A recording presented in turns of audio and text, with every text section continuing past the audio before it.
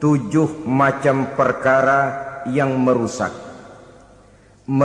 akidah dan keimanan, merusak amal perbuatan yang sudah kita kerjakan, merusak sendi-sendi kehidupan sosial, pendek kata merusak segala hal di dalam kehidupan kita.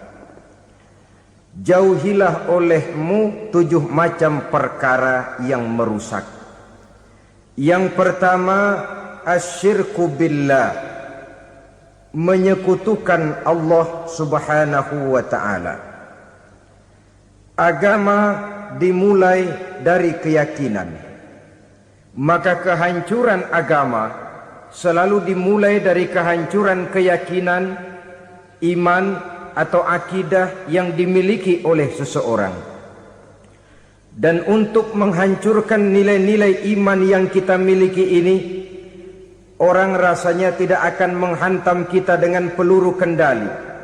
Orang tidak akan mengirimkan nuklir ke sini. Orang tidak juga akan mengirimkan satuan militernya ke sini. Untuk menghancurkan nilai-nilai iman, dibanjiri kita dengan paham-paham yang merusak dan mendangkalkan akidah. Baik ia bernama materialisme, baik ia bernama sekularisme, baik ia bernama banjirnya maksiat dan munkarat, baik ia bernama banjirnya peradaban dan kebudayaan yang menghancurkan moral daripada anak-anak kita, sedikit demi sedikit melenturkan dan melunturkan nilai-nilai keimanan kita, untuk kemudian pada waktunya nilai iman itu akan bertukar dan berganti menjadi nilai syirik kepada Allah subhanahu wa ta'ala. Atau pada sisi lain, menjadikan yang selain Allah sebagai tujuan akhir daripada kehidupan kita. Sedangkan kita sama-sama maklum bahwa di dalam pandangan agama Islam, dosa yang tidak berampun, dosa yang terbesar, termasuk dalam kategori bapak moyangnya dosa, tidak lain adalah syirik, yakni menyekutukan Allah subhanahu wa ta'ala. Pola penghancuran iman ini memang berstrategi. Ditawarkan kita kepada paham materialisme, paham kebendaan, di mana otak menempati urutan sebagai ranking pertama, Tuhan jatuh pada urutan kedua. Lalu menyusul kepada paham sekularisme, Allah dipisahkan dari seluruh kegiatan hidup ini, untuk pada gilirannya menjadikan yang selain Allah sebagai tujuan akhir daripada seluruh kegiatan hidup kita. Oleh karenanya, kewajiban menjaga nilai-nilai iman ini merupakan kewajiban yang mulia tetapi berat, tidak hanya untuk kita, tetapi juga bagaimana mewariskannya kepada anak-anak kita, generasi yang akan datang. Orang-orang tua bijaksana yang diceritakan di dalam Al-Quran, kalau sudah berpikir tentang anak-anaknya, pertanyaan yang paling mereka risaukan ialah, ma ta'buduna min ba'di.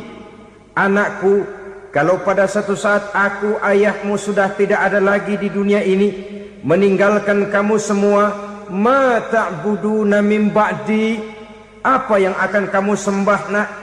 Jikalau sekarang ayahmu masih mau ke masjid, masih mau melakukan rukuk dan sujud, masih beribadah menyembah Allah subhanahu wa ta'ala, kalau orang tuamu sudah tidak ada, ma ta'buduna min ba'di, masihkah engkau mau datang ke masjid? Masihkah engkau mau rukuk dan sujud? Masihkah engkau mau menyembah Allah subhanahu wa ta'ala? Pertanyaan ini yang dipikirkan oleh Nabi Yakub kepada putra-putranya. Pertanyaan ini yang diteruskan oleh Nabi Ibrahim kepada anak-anaknya. Pertanyaan ini yang diwariskan oleh generasi ulama'us salafus saleh kepada para generasi berikutnya. Bagaimana kita generasi sekarang?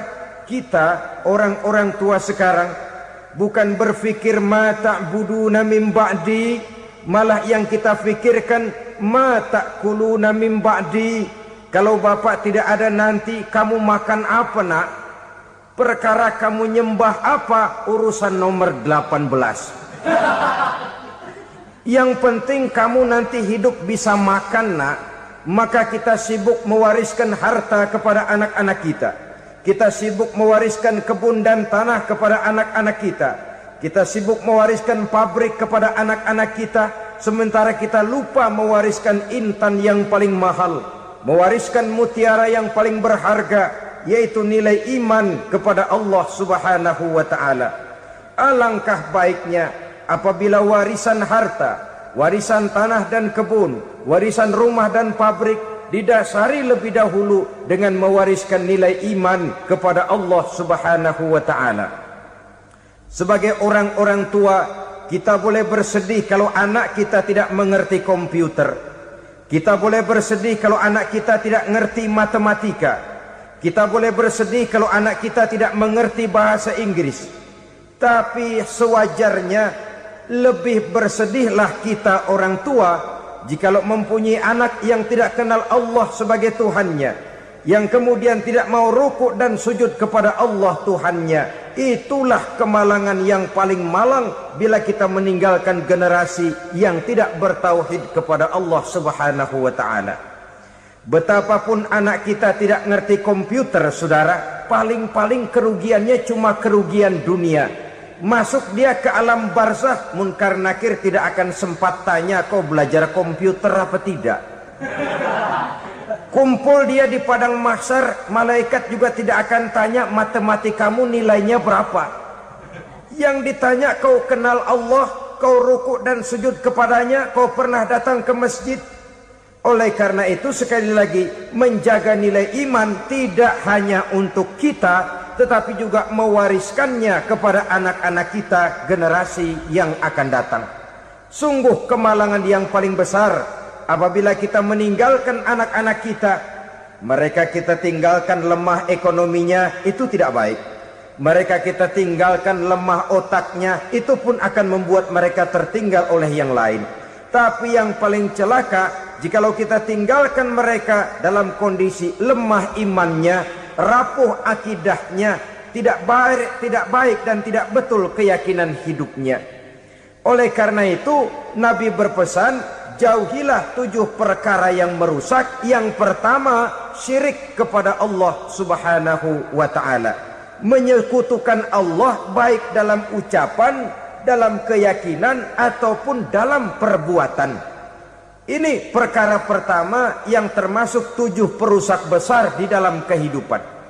Kalau sudah jatuh kita ke lembah syirik, bagaimanapun banyak kebaikan yang kita kerjakan, berjiwa sosial, bertangan pemurah, gemar menolong orang lain, kalau memang dasarnya syirik, maka seluruh kebaikan kita akan hancur, tidak akan ada nilainya dalam pandangan Allah Subhanahu wa ta'ala. Dalam pandangan manusia, mungkin kita dicatat sebagai orang sosial, gemar menolong orang lain, tidak berpangku tangan melihat orang yang mendapat kesulitan, tapi oleh karena dasarnya syirik, dasarnya tidak mentauhidkan Allah, maka seluruh nilai kebaikan yang kita kerjakan tidak akan ada nilainya dalam pandangan Allah Subhanahu wa ta'ala. Maka jagalah iman kita, jangan sampai dihinggapi penyakit syirik yang bagaimana kecilnya sekalipun. Sekali lagi, baik syirik dalam bentuk ucapan, syirik dalam bentuk keyakinan, sampai kepada syirik dalam bentuk perbuatan, kita berhindar kepada sifat-sifat yang sedemikian itu. Karena apa? Dalam satu ayat Quran Allah Subhanahu wa ta'ala menjelaskan, innallaha la yaghfiru ayyushraka bih wa yaghfiru ma duna dzalika liman yasha. Allah tidak akan memberi ampun kepada orang-orang yang menyekutukannya, tapi Allah masih mau memberikan ampun kepada dosa-dosa yang selain itu bagi orang-orang yang dikehendakinya.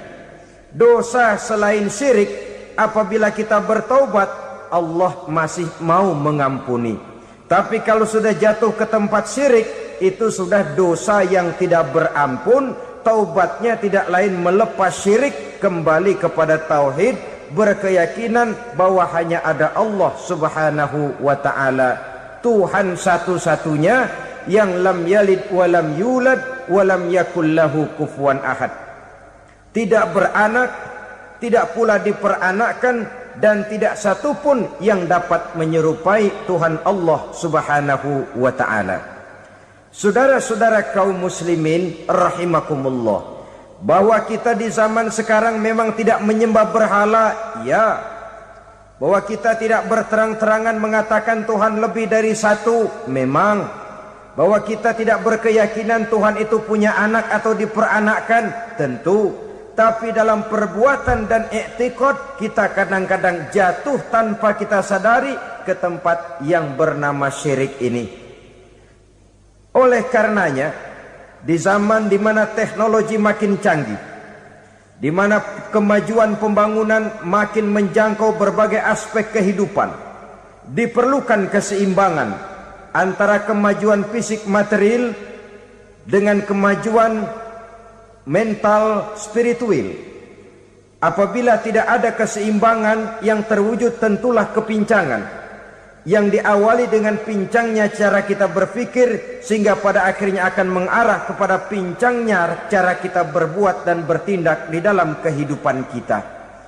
Oleh karena itu Nabi berpesan, jauhilah sifat syirik, karena syirik merupakan dosa yang teramat besar.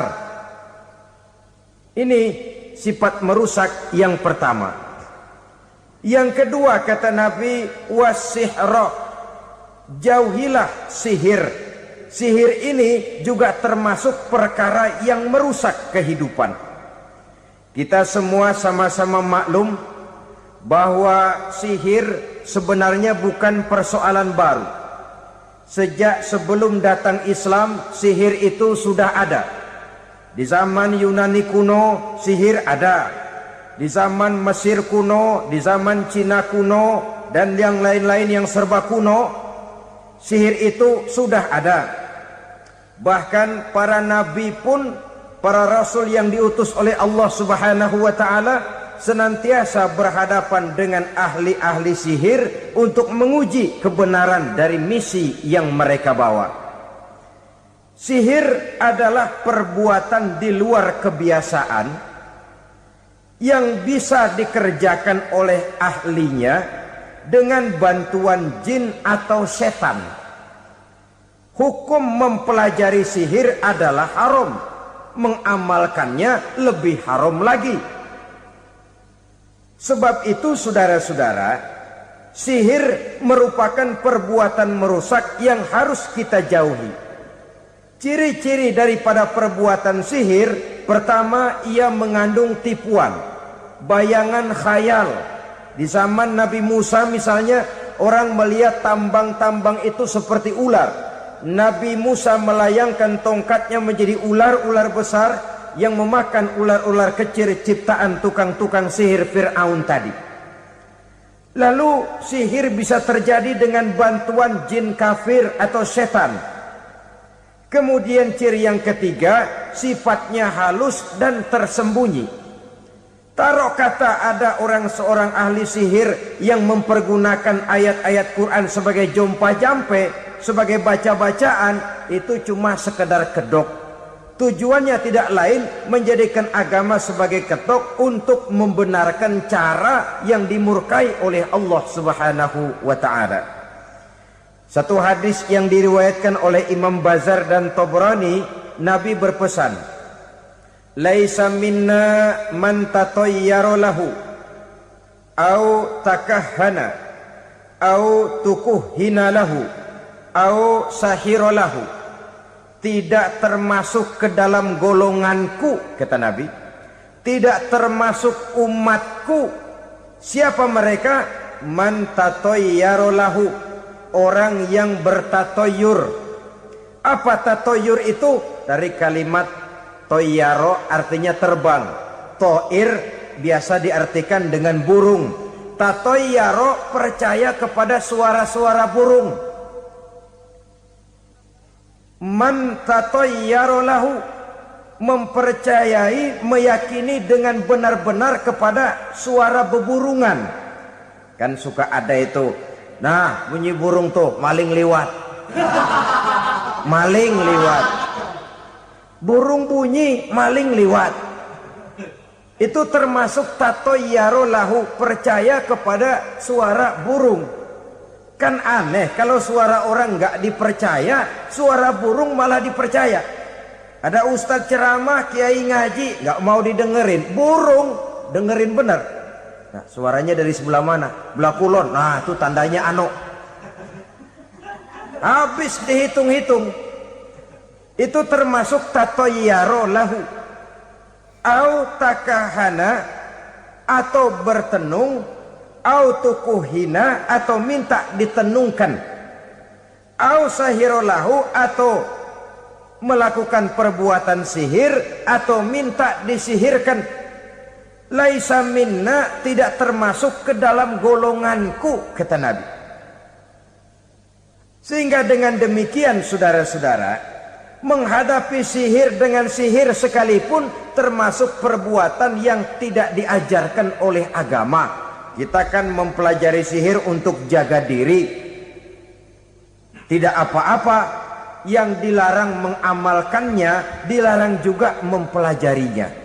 Sebab orang kalau sudah mengetahui, biasanya lalu terangsang untuk mencoba. Kalau percobaannya berhasil, biasanya terangsang untuk coba lagi dan coba lagi. Pada akhirnya ketagihan, lalu beralih menjadi profesi, apalagi itu nanti bisa mendatangkan hasil uang. Saudara-saudara kaum muslimin rahimakumullah, kita manusia makhluk nyata. Kita hidup di alam nyata, terikat oleh sunnatullah, causality. Oleh karenanya, bagi kita keyakinan yang penuh, keikhlasan di dalam bertuhankan Allah, penyerahan diri sepenuhnya hanya kepadanya, itu sudah merupakan obat penangkal yang sangat ampuh agar kita tidak terkena penyakit-penyakit yang dibuat oleh setan dan para pembantunya. Sehingga beberapa ayat Quran mengajarkan, misalnya a'udzu bikalimatillahi tammati min syarri ma khalaq, atau bismillazi la yadurru ma'asmihi syai'un fil ardi wala fis sama, dengan menyebut nama Allah yang tidak bisa mendatangkan bahaya sedikit pun, dari baik yang datang dari langit maupun yang datang dari bumi.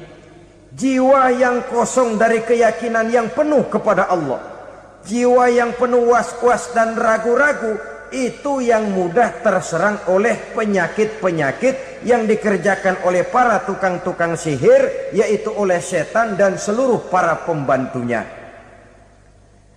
Kemudian hadis kedua yang diriwayatkan oleh Imam Ibnu Hibban, Nabi bersabda, la yadkhulul jannata mudminu khamrin wala mu'minu bisihrin wala qati'u rahmin. Tidak masuk sorga. Ini Nabi yang bilang, tidak masuk sorga. Siapa itu? Pertama, mudminu khamrin, orang yang berkekalan dalam mabuk. Selalu mudminun itu sudah menjadi perbuatan rutinnya, tidak kapok-kapoknya, teler seumur hidup. Mudminu khamrin, tidak masuk surga orang yang selalu bermabuk-mabukan. Yang kedua, wala mu'minu bisihrin, orang mukmin tapi main sihir. Ini juga oleh Nabi diperingatkan, tidak akan masuk surga orang mukmin tapi suka main sihir. Wala qati'u rahmin, dan tidak juga orang yang memutuskan silaturahmi. Tiga macam manusia yang diperingatkan Nabi tidak akan masuk surga: orang yang selalu mabuk, orang mukmin yang main sihir, dan orang yang memutuskan silaturahmi. Saudara-saudara kaum muslimin rahimakumullah. Lalu orang berkata, kenapa dilarang kita bersihir? Padahal Rasul sendiri kan punya mukjizat. Nah, kita memang harus membedakan antara mukjizat dengan sihir. Dalam kehidupan agama kita kenal ada yang namanya mukjizat, Ada yang namanya karomah atau keramat biasa diucapkan. Ada yang namanya maunah. Ada yang namanya irhas. Ada juga yang namanya sihir. Kesemuanya ini berbeda, saudara-saudara. Yang dinamakan mukjizat itu khusus untuk para rasul saja. Satu kejadian luar biasa yang terjadi dilakukan oleh Rasul atas izin dari Allah Subhanahu wa ta'ala. Perbedaannya dengan sihir jelas. Sihir dari setan, mukjizat dari Allah.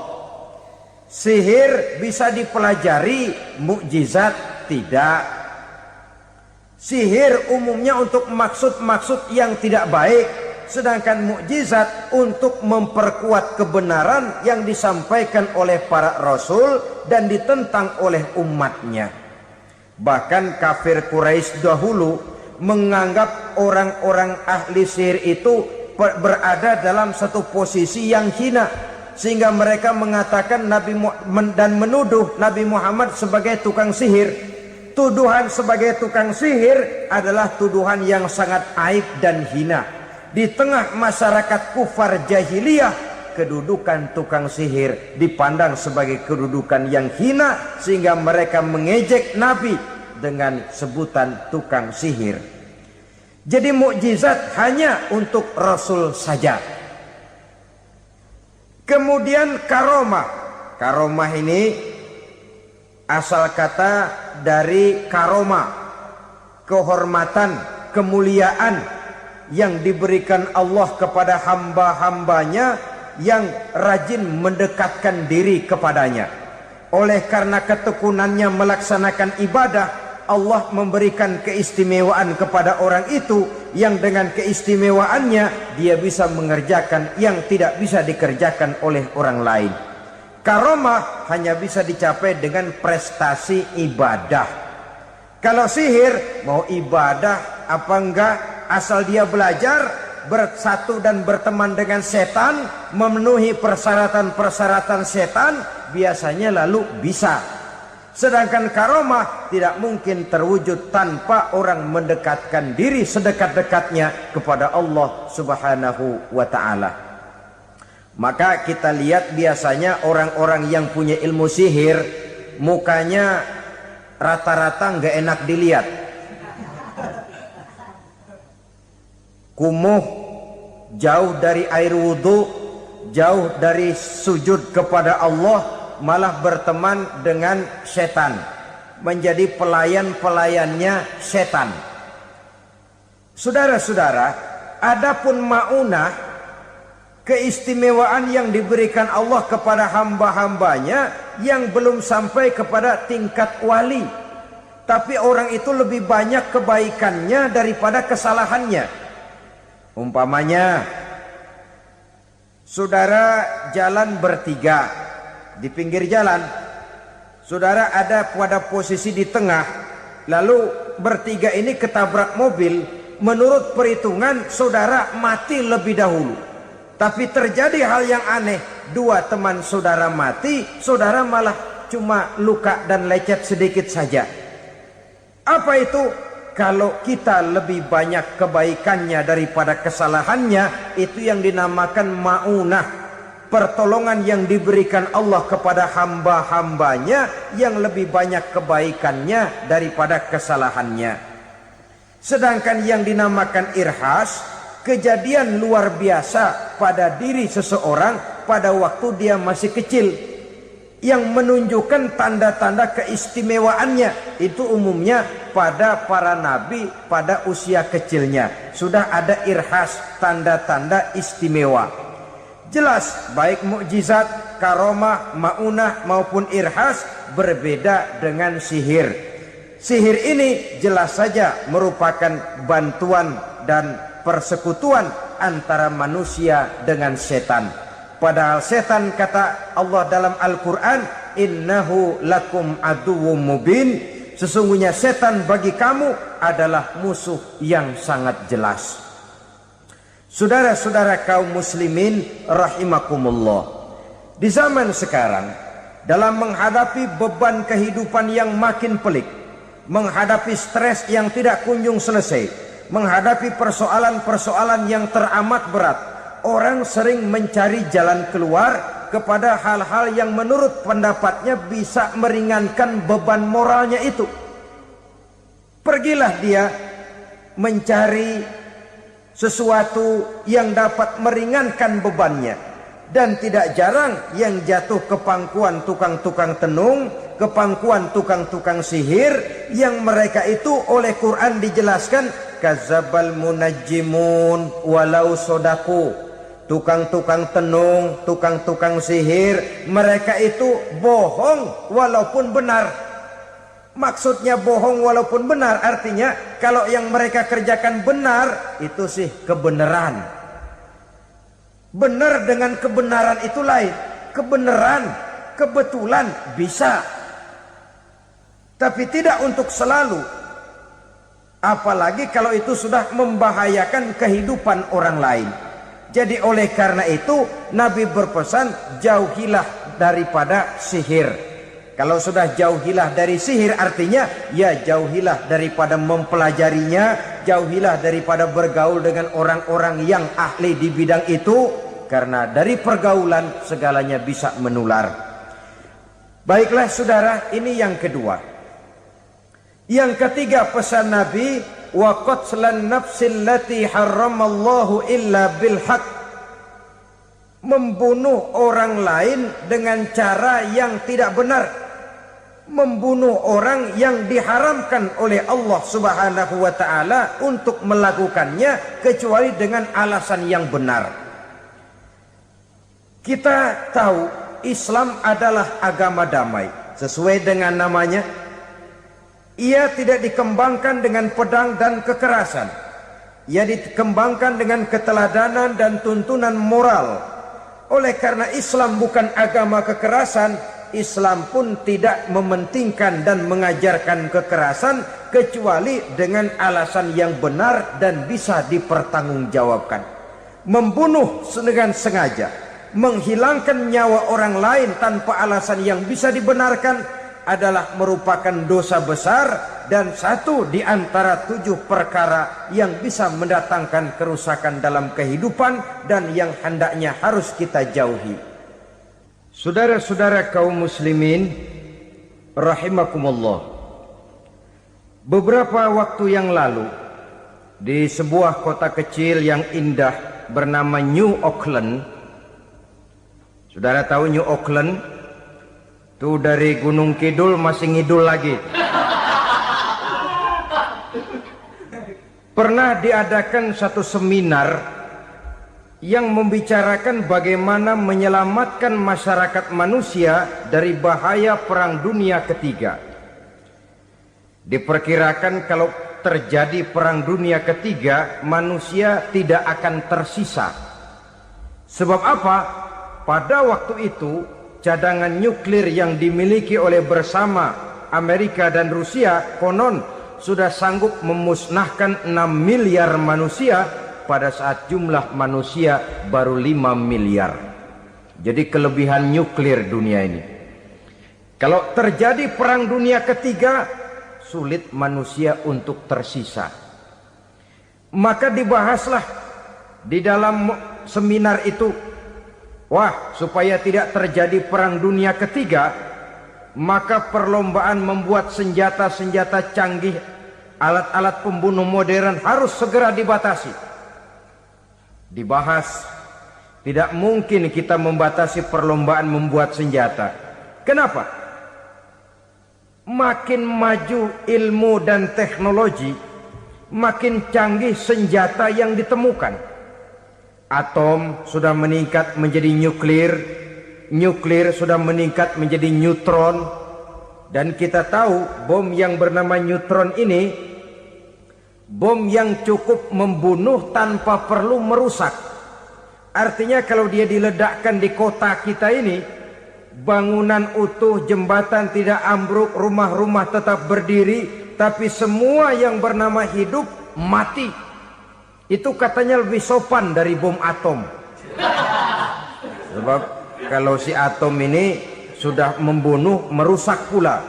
Neutron cukup membunuh saja tanpa perlu merusak. Jadi majunya senjata-senjata teknologi sebagai akibat yang logis dari kemajuan ilmu pengetahuan ini tidak bisa kita batasi. Dan memang sebenarnya yang bahaya bukan senjatanya, tapi manusia yang mengendalikan senjata itu. Mereka kembali kepada prinsip the man behind the gun. Bukan senjatanya yang bahaya, tapi manusia yang mengendalikan senjata itu yang bahaya. Walaupun senjatanya modern, katakanlah model M16 umpamanya, kalau yang mengendalikannya orang beriman, insya Allah aman. Tapi biar megang cuma senapan angin, kalau yang megang orang brutal, ngeri kita deket-deket. Apalagi kalau memang bukan ahlinya menggunakan senjata, bisa ngeker kaki kena jidat.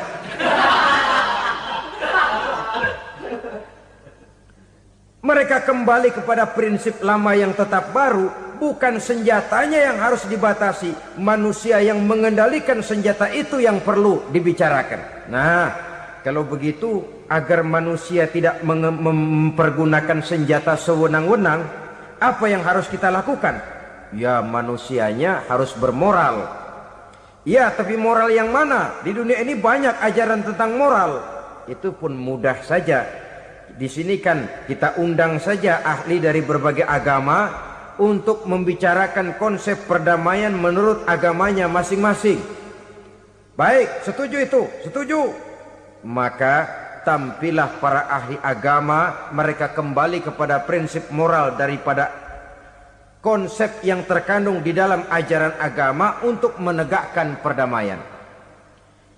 Mula-mula naiklah ahli dari agama Hindu, dibacakan konsep perdamaian menurut ajaran agama Hindu, bahwa untuk damai manusia harus meninggalkan nafsu keduniaannya, menempuh samsara dan sebagainya untuk mencapai nirwana, menjauhi kemegahan dan kemewahan dunia. Ini lalu dibahas, rasanya juga tidak mungkin ini. Kemudian dari agama Nasrani, bahwa untuk damai manusia harus menciptakan sifat kasih sayang. Kalau ditampar pipi kiri, berikan pipi yang kanan. Kalau diberikan selendang, berikan baju. Nanti orang kasihan, lalu dia tidak akan nampar lagi. Ketika ini dibahas, ternyata rasanya pun tidak mungkin bisa diterima. Karena apa?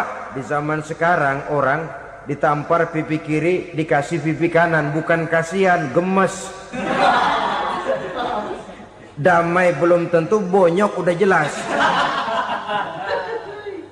Lalu ketika dibacakan konsep perdamaian menurut Quran, di mana disampaikan ayat wa jazaa'u sayyi'atin sayyi'atun misluha faman afa wa aslaha fa ajruhu 'ala Allah. Balasan terhadap satu kejahatan adalah kejahatan yang seimbang, tetapi barang siapa yang memberi maaf dan mencari jalan damai, itulah yang terbaik dan akan mendapat pahala dari Allah Subhanahu wa taala.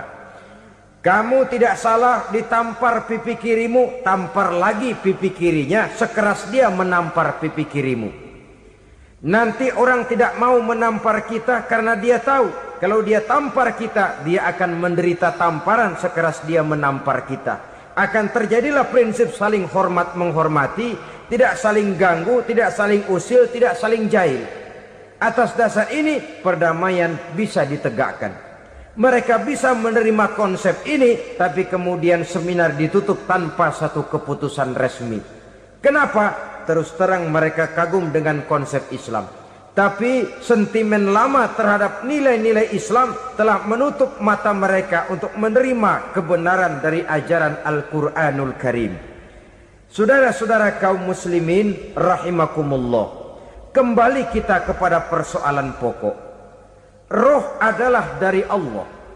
Dia akan kembali kepada Allah, milik mutlak dari Allah. Tidak pantas kita merampasnya dari orang lain.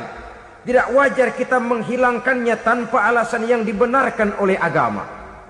Di zaman sekarang akibat persaingan hidup yang makin tajam, lapangan kerja yang makin sulit, tensi ekonomi yang makin tinggi, atau karena nilai moral yang makin rendah, atau juga karena rapuhnya pegangan orang kepada agama, nyawa rasanya sudah sedemikian murahnya.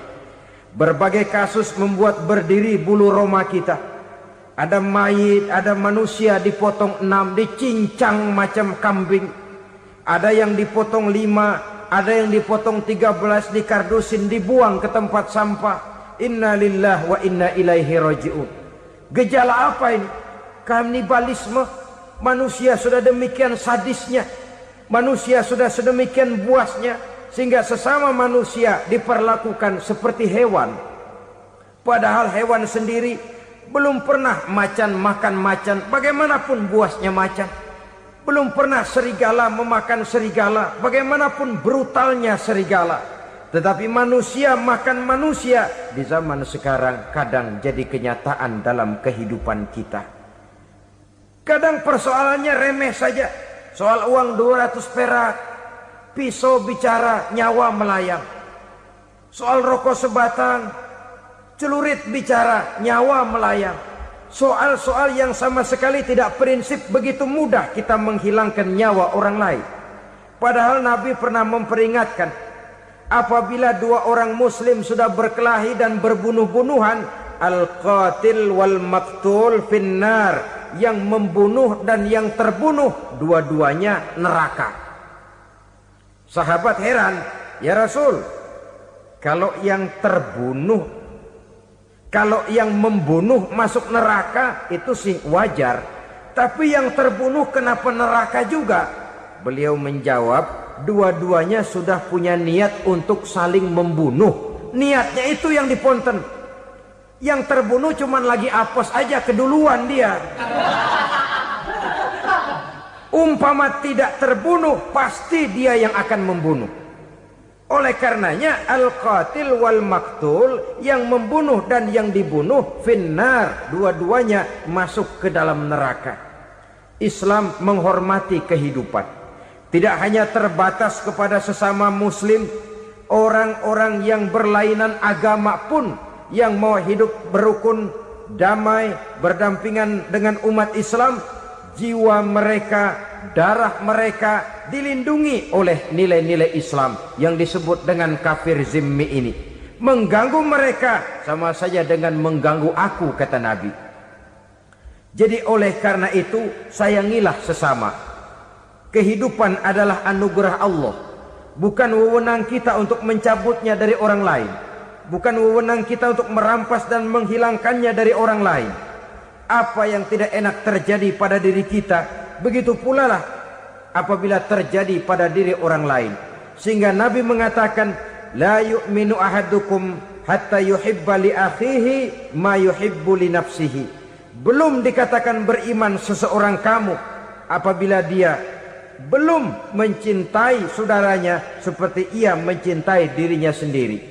Apa yang enak dirasakan oleh orang lain, enak juga dirasakan oleh dia. Mengukur orang lain dengan diri sendiri.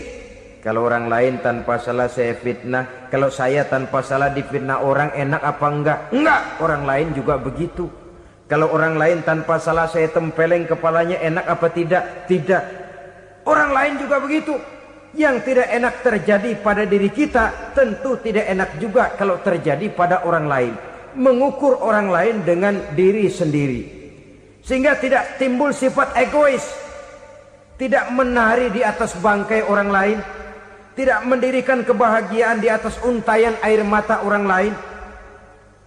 Sehingga dengan demikian, saudara-saudara, dia bisa menghormati kehidupan, menghormati orang lain sebagaimana dia ingin dihormati. Inilah perbuatan ketiga yang merusak, membunuh orang lain dengan yang diharamkan Allah tanpa alasan yang benar. Yang ketiga. Kemudian yang keempat, perbuatan merusak wa aklar riba, makan riba. Hidup adalah tolong menolong. Bahasa kerennya take and give katanya. Saling memberi dan saling menerima. Nabi mengajarkan man kuraba kurbatan min kurabid dunya karraballahu lahu kurbatan min kurabi yaumal qiyamah. Wallahu fi aunil abdi madamal abdu fi auni akhihi. Siapa yang meringankan beban dari beban-beban yang derita seseorang di dalam kehidupan dunia, Allah akan meringankan bebannya daripada beban-beban yang harus dipikulnya di hari kiamat nanti. Wallahu fi aunil abdi madamal abdu fi auni akhihi. Allah senantiasa akan menolong seorang hamba selama hamba itu masih mau menolong saudaranya. Allah selalu akan menolong seorang hamba selama hamba itu masih mau menolong saudaranya. Apabila kita sudah berpangku tangan terhadap kesulitan orang lain, biasanya pun pada saat kita mendapat kesulitan, kita akan sulit juga memperoleh pertolongan. Nah, riba alias renten, kedoknya adalah menolong orang, tapi sama juga bulu buntutnya dilepas, palanya dicekek. Menolong orang pada akhirnya menjadi beban bagi seseorang. Dan memang mencari orang-orang yang berada dalam posisi kesulitan, biasanya di daerah-daerah di mana musim paceklik, jadi lapangan kerja sulit, sedangkan urusan perut tidak bisa ditunda. Akhirnya orang terjebak ke dalam rentenir, ke dalam riba, ke dalam renten. Bunga berbunga, sehingga satu saat jumlah bunganya bisa lebih besar dari jumlah pinjaman pokoknya. Kemudian kalau juga ternyata tidak bisa dibayar, rumah jadi taruhan. Memang rumah satu-satunya, begitu rumah ditarik mulain camping. Bukankah pada akhirnya akan mewariskan kesengsaraan? Oleh karena itu, kepada kita berusahalah jangan berhubungan dengan rentenir, jangan makan renten dan riba. Kepada mereka yang melaksanakan riba, walaupun mendatangkan keuntungan materi, tapi percayalah harta yang didapat dengan jalan riba tidak akan membawa keberkahan. Manakala tidak membawa keberkahan, dia tidak akan mendatangkan ketenangan di dalam kehidupan kita. Oleh karenanya, memakan harta riba termasuk perbuatan yang merusak sendi-sendi kehidupan sosial, merusak kehidupan orang lain, merusak kehidupan masyarakat, tetangga, pergaulan dan sebagainya. Yang kelima, wa akla malil yatim, memakan harta anak yatim dengan cara yang zalim. Nih, memang lezat. Anak yatim itu nggak tahu urusan apa-apa. Kita diamanahkan untuk mengurusinya. Kadang-kadang dibentuklah panitia penyantunan yatim piatu. Yatimnya mah tetap kelaparan, panitianya yang pada gendut.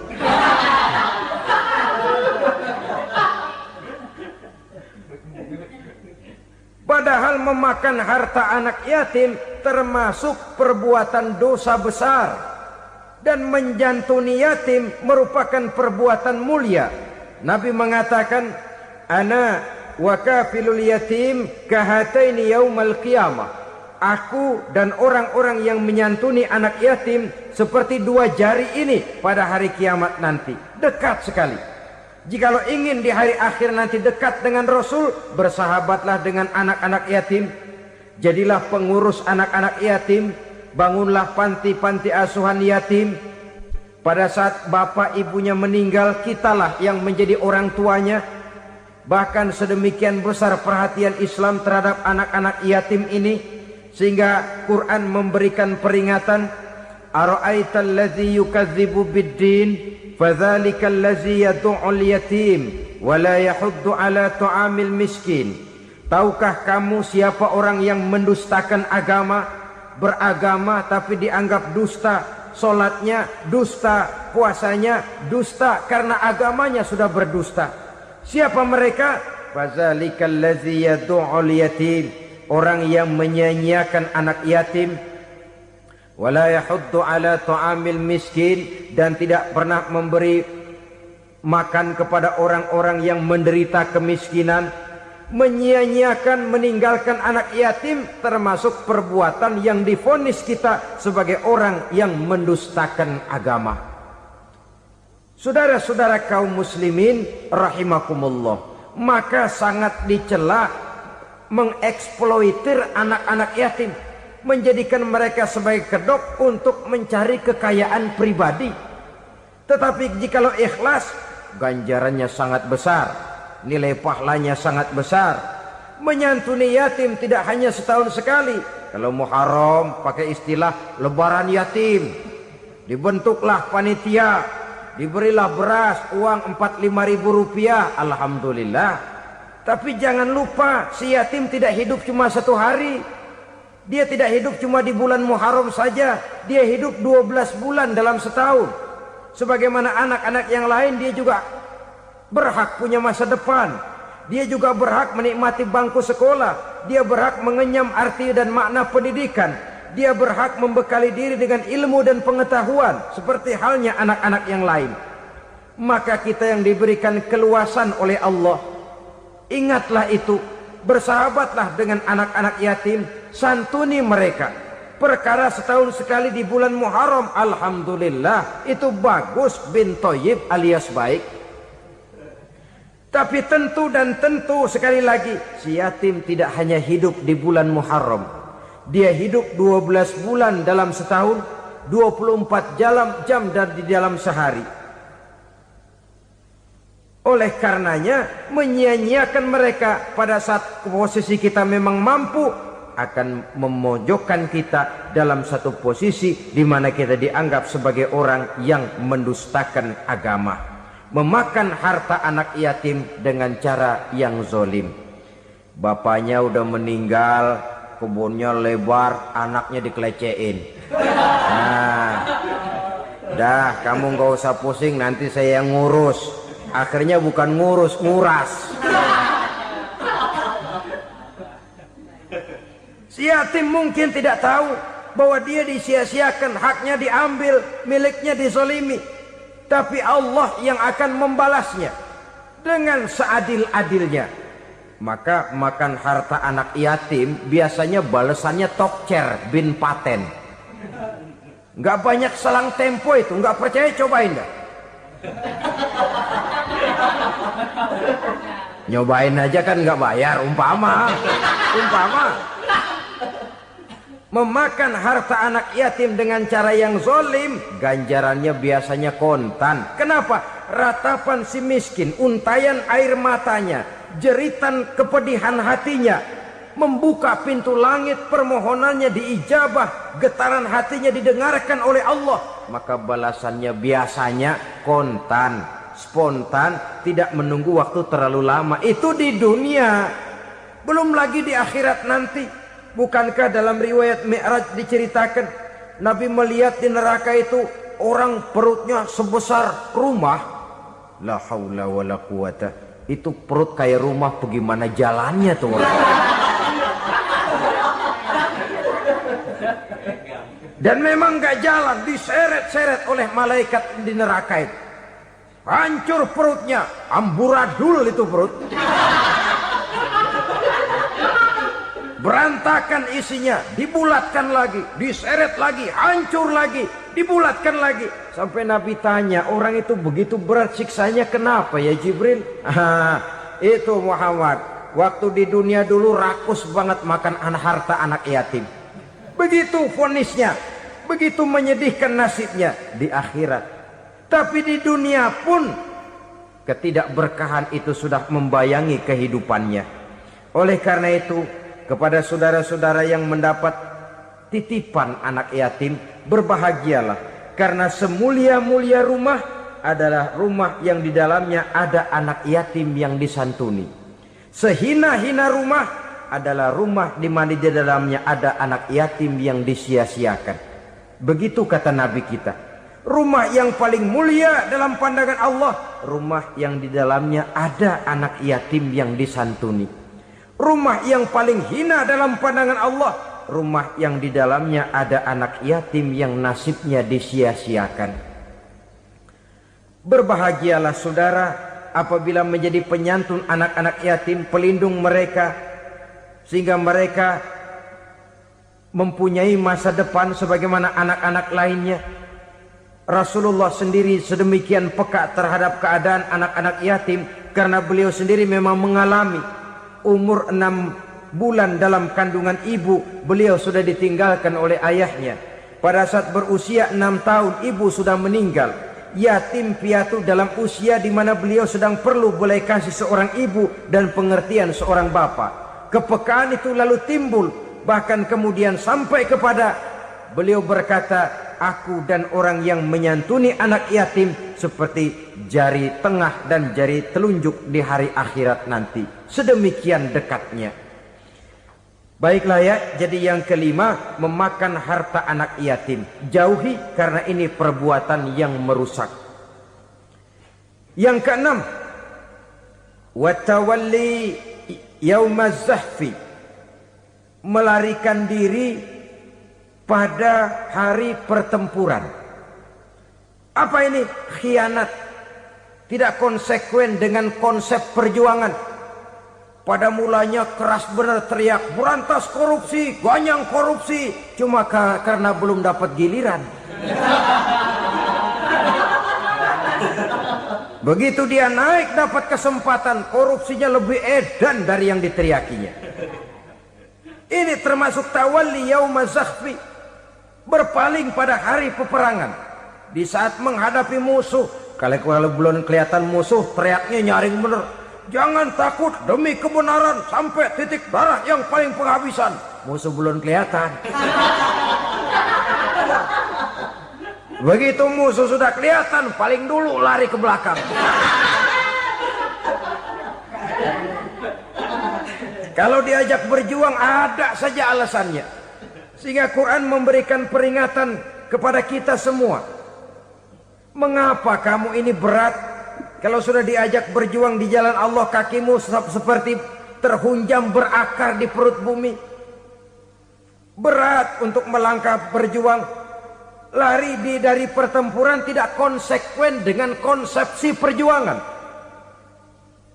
Mau enaknya saja. Dalam kondisi yang sulit lalu berpangku tangan.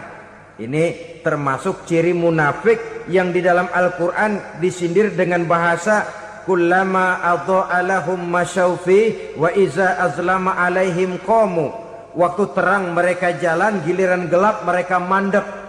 Artinya, maksudnya, kalau giliran ada untungnya aja, rame-rame teriak Islam. Tapi begitu diminta berjuang, dituntut berkorban, rame-rame mundur. Waktu dilihat di Islam ada untungnya, rame-rame teriak Islam. Pak, saya Islam banget, Pak. KTP saya Islam, Pak. Pokoknya Islam banget dah. Tapi ketika diminta berjuang, dituntut sedikit berkorban, rame-rame mengundurkan diri. Tahun 65 PKI berontak. Waduh, waktu itu jadi orang Islam untung itu. Nggak dikejar-kejar, aman. Masjid rame, mobil-mobil mewah parkir di depan musola dan masjid. Kenapa? Waktu itu asal udah ke masjid aman. Islam selamat, untung. Tapi begitu keadaan aman, yang parkir di musola sepeda butut melulu.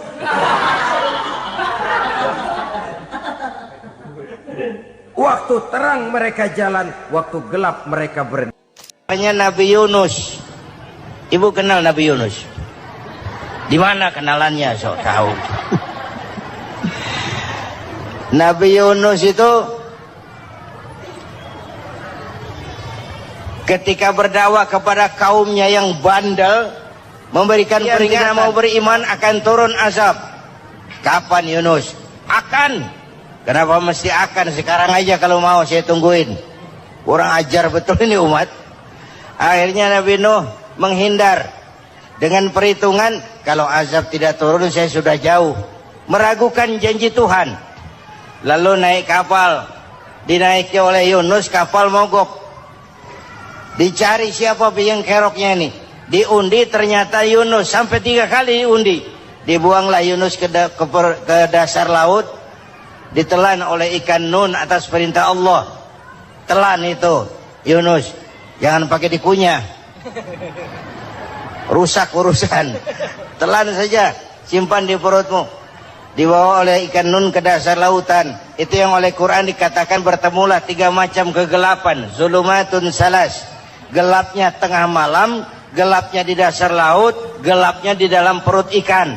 Itu namanya peteng, mbahnya gelap. Di perut ikan itulah Nabi Nuh sadar akan kesalahannya. Allah meragukan janji Allah. Ia sujud di dalam perut ikan itu, membaca la ilaha illa anta subhanaka inni kuntu. Itu istighfarnya Nabi Yunus. Dibacakan istighfar begitu, ikan sakit perut, Pak.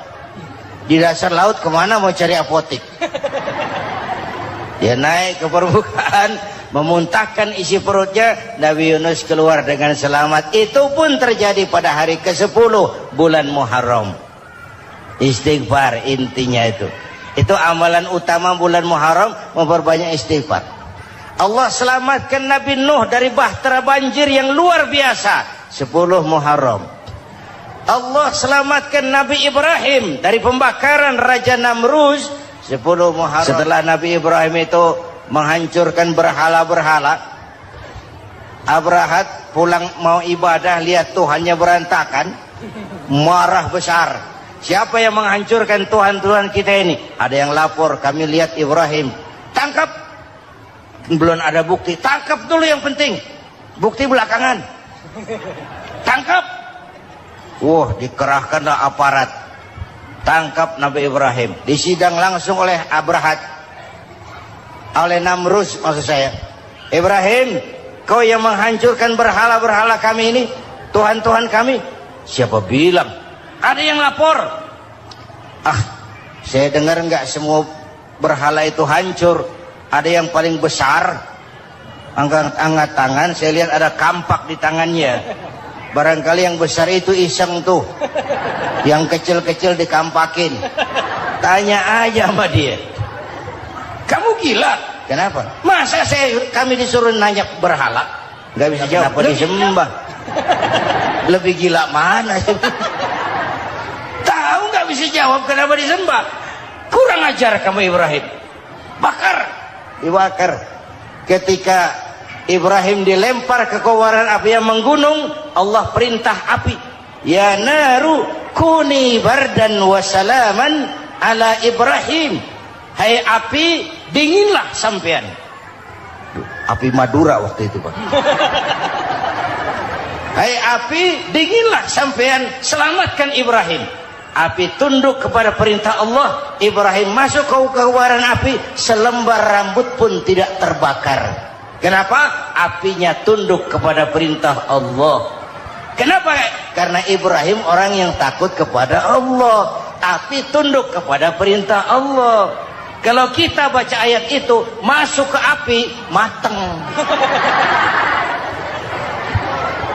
Sudah hadirin yang saya muliakan, oleh karena itu selamatnya Ibrahim dari pembakaran Raja Namruz itu pun pada 10 Muharram, Yaumul Asyura, hari ke-10 dari bulan Muharram. Imediat. Bapak Ibu hadirin hadirat yang saya cintai, sebagian kecil tentang Nabi Adam, Nabi Ibrahim dan Nabi Yunus, tapi saya belum menceritakan tentang Nabi Nuh tadi. Mengulang kaji, Nabi Nuh salah seorang rasul yang masuk ulul azmi 5 besar. Karena memang perjuangannya menggambarkan satu usaha yang ulet dan luar biasa. Beliau diberi umur 950 tahun, lalu berdakwah selama 900 tahun, sore, pagi, siang, malam, dapat pengikut tidak lebih 80 orang. Rata-rata 10 tahun satu. Kalau saya minta berhenti aja jadi nabi, Pak.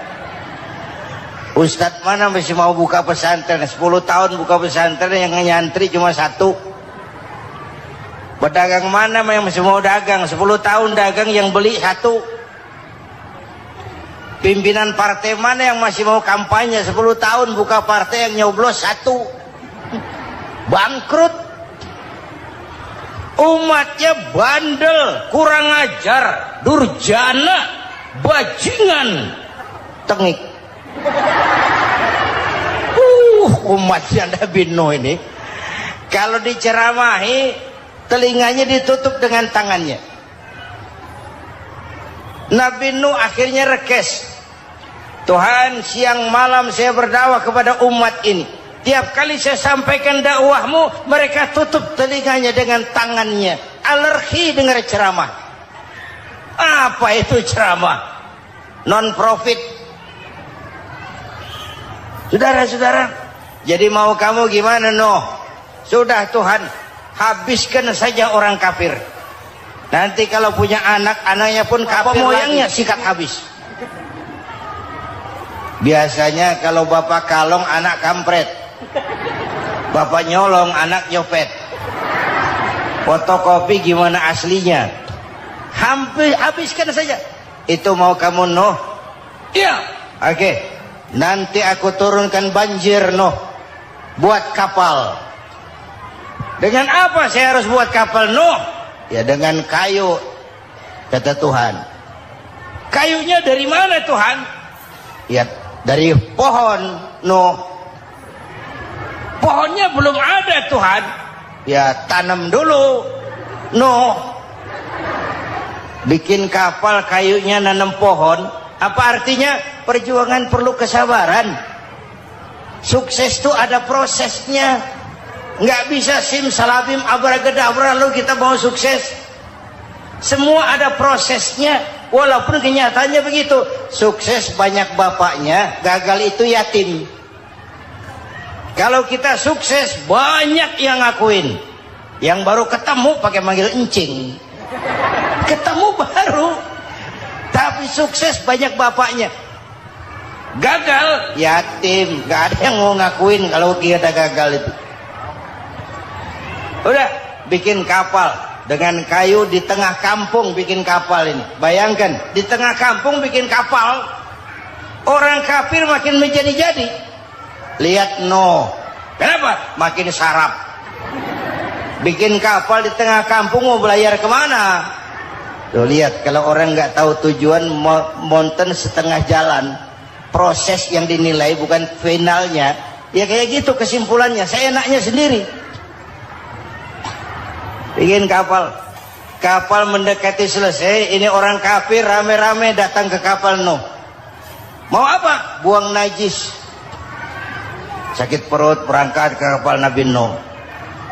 Nongkrong. Dapat 2-3 tumpuk pulang. Lantai kapal dengan najis manusia. Inilah perjuangan. Bukan jalan raya lurus bertabur bunga di kanan kirinya. Banyak onak, caci maki, antipat, segala macam. Nuh. Ada orang tua dasar kafir, kurang ajar, sudah stroke berangkat juga ke kapal Nuh. Mau buang najis, pincang-pincang digotong orang. Selesai buang najis, dia bangun mau pulang, pegangan tiang kapal terpeleset, jatuh di atas tumpukan najis.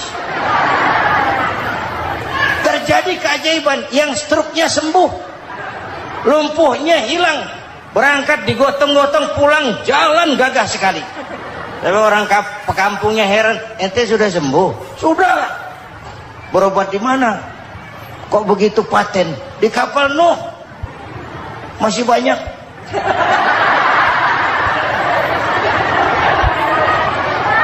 Yang berasa perlu obat bawa rantang.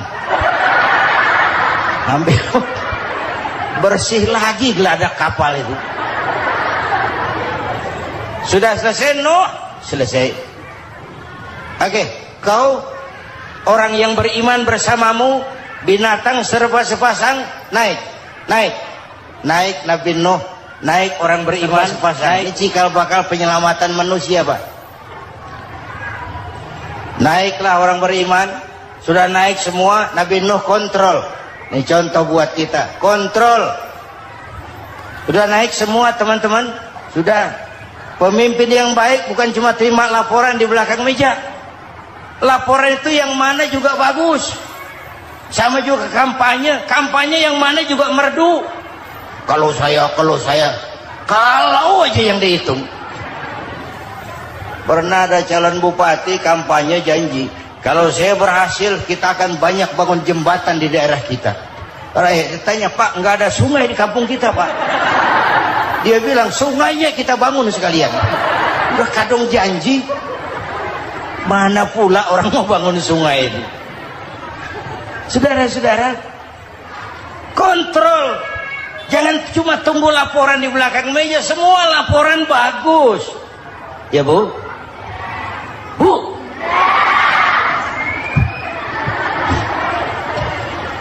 Nabi Nuh kontrol. Sudah naik semua? Sudah, Nuh. Pulan bin Pulan naik. Naik, Nuh. Paimin bin Tukijo. Naik. Kami lihat naik. Ada orang Jawa juga kayaknya. Ada. Sudah kontrol. Kanan anak saya ikut nggak naik kapal? Kami tidak lihat itu, Nuh. Kanan. Ini potret. Bapaknya aktif ke masjid. Ibunya rajin ke majelis taklim. Anaknya keleleran kemana-mana. Bukan di sini, di Prancis. Udah di sini insya Allah sama.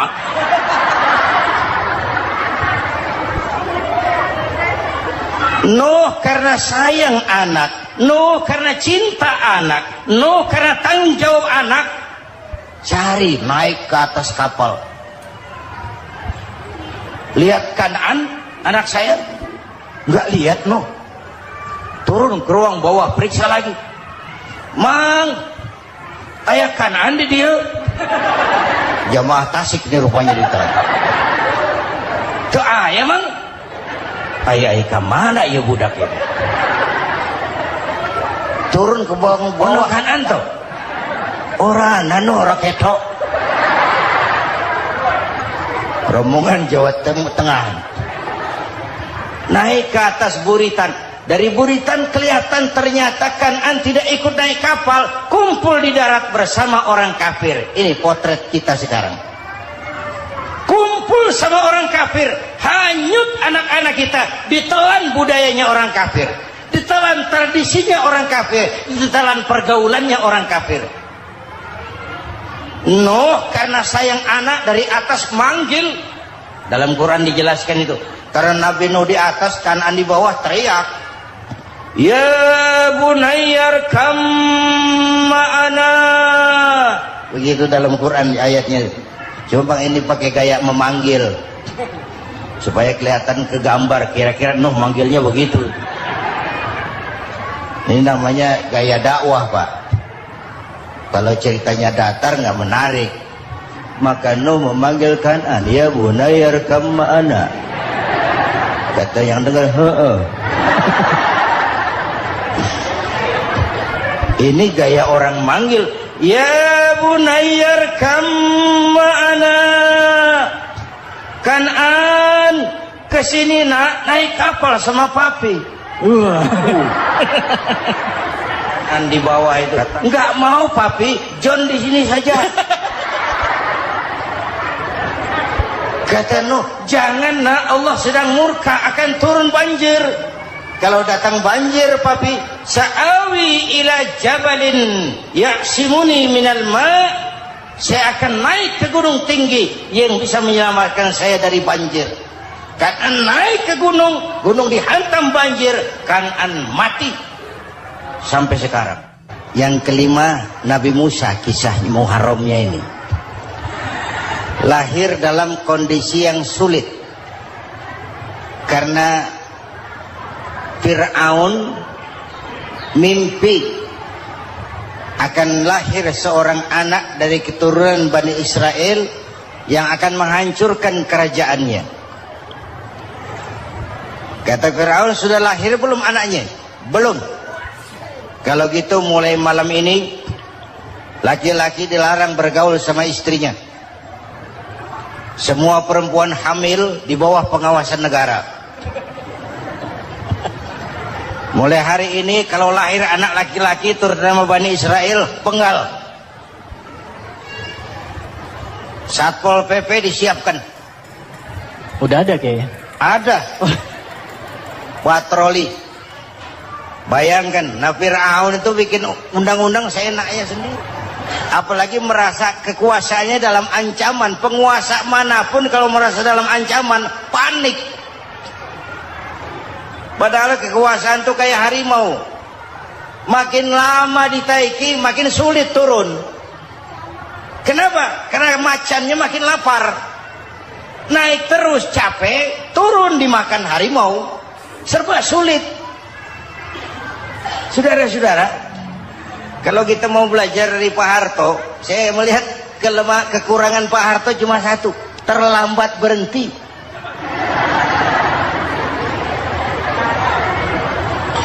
Terlambat berhenti. Di sekelilinginya banyak tukang-tukang jilat, tukang-tukang semir.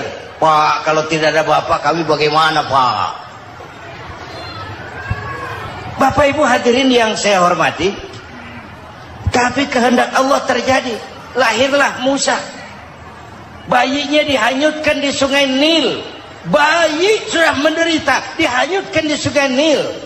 Dan akhirnya besar di lingkungan istana Fir'aun. Diriwayat oleh Ratu Aisyah, perempuan Fir'aun, setelah mulai berjuang, terjadilah itu. Musa dan pengikutnya dikejar oleh Fir'aun. Sampai di tepi laut, Allah wahyukan Musa, lempar tongkatmu ke laut. Dalam kondisi darurat, mukjizat tiada jalan. Kondisi darurat. Kalau tidak, mukjizat itu maunya Allah, bukan maunya Nabi. Nabi nggak kuasa. Allah yang mau. Tapi hidup Nabi bukan mukjizat, manusiawi. Tidak mentang-mentang ada mukjizat tongkat, tiap sulit main tongkat. Nggak usah berjuang kalau begitu. Itu darurat menyelamatkan umat. Tongkat dilempar ke laut, laut terbelah. Laut terbelah. Itu secara visualnya bisa kita lihat dalam film The Ten Commandments. Udah nonton belum? Urusan nonton kalah sama Ustadz bagaimana sih? Ten Commandments, 10 firman Tuhan. Tekniknya bagus loh. Bagaimana laut terbelah. Musa lewat, Fir'aun mengejar. Musa sampai di ujung sana, Fir'aun masih di sama tengah perjalanan. Laut nutup kembali. Laut menutup kembali, Fir'aun tenggelam. Cengap-cengap di lautan. Begitu nafas sampai di tenggorokan, Fir'aun sambil cengap-cengap itu, amantu bi Rabbi Musa wa Harun. Duh, kalau begini mah saya juga percaya sama Tuhannya Musa. Malaikat maut jengkel, goblok loh. Terlambat sekarang. Ditenggelamin terus. Modar. Musa selamat. Fir'aun mati. Jenazahnya, jasadnya terdampar di pinggir laut. Beberapa waktu kemudian ditemukan di balsam, diawetkan. Itu sesuai janji Quran. Wa kadzalika nunajjika bi badanika litakuna liman khalfaka ayah. Kami selamatkan badan kamu agar jadi pelajaran bagi orang-orang sesudah kamu nanti. Janji Quran tepat. Janji itu 14 abad yang lalu. Jasad Fir'aun ditemukan, dimumi, diawetkan, dibalsam di bawah nama Farao Ramses II. Sekarang tersimpan di Museum Negara di Mesir. Kapan-kapan nanti ibu main ke Mesir, mampir. Naik ojek paling berapa itu? Oh, orangnya tinggi, hidungnya mancung, pokoknya pantaslah jadi Fir'aun. Selamatnya Musa di kejaran Fir'aun di ujung sana itu terjadi pada hari ke-10 bulan Muharram, yang oleh orang Nasrani diperingati dengan hari raya Paskah. Mereka melaksanakan puasa, mensyukuri nikmat keselamatan dari kejaran Fir'aun. Makanya kalau kita ikut puasa di bulan Muharram bukan mengikuti syariatnya Nasrani, salah. Karena Nabi mengajarkan, itu sumbernya. Bukan ikutan sama ibadahnya Israel. Tapi memang agama ini kan merupakan mata rantai. Datang Rasul baru melengkapi Rasul sebelumnya, datang Rasul baru melengkapi Rasul sebelumnya. Mata rantai yang berkaitan. Setelah Muhammad selesai, selesailah tugas Nabi dan Rasul. Selesailah misi Nabi dan Rasul. Tidak ada Nabi lagi sesudah Nabi Muhammad. Itu harga mati, titik. Gak ada kompromi. Siapapun sekarang ini nggak datang ngaku jadi Nabi, wajib tidak percaya. Wajib tidak percaya. Tapi kaitannya memang kita bilang Nasrani, orang bahasa Arab, bahasa Ibraninya Nazaret, Nasiroh, Nazaret. Itu beda dialek. Kita Daud, dia David.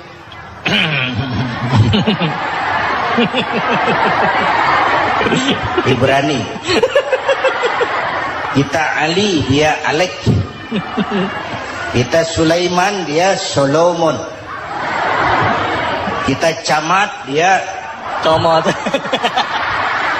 ini yang ngomong ini comot sembarang. Media. Bapak dan Ibu jamaah yang saya cintai, pertanyaan pertama, hijrah qalbiyah.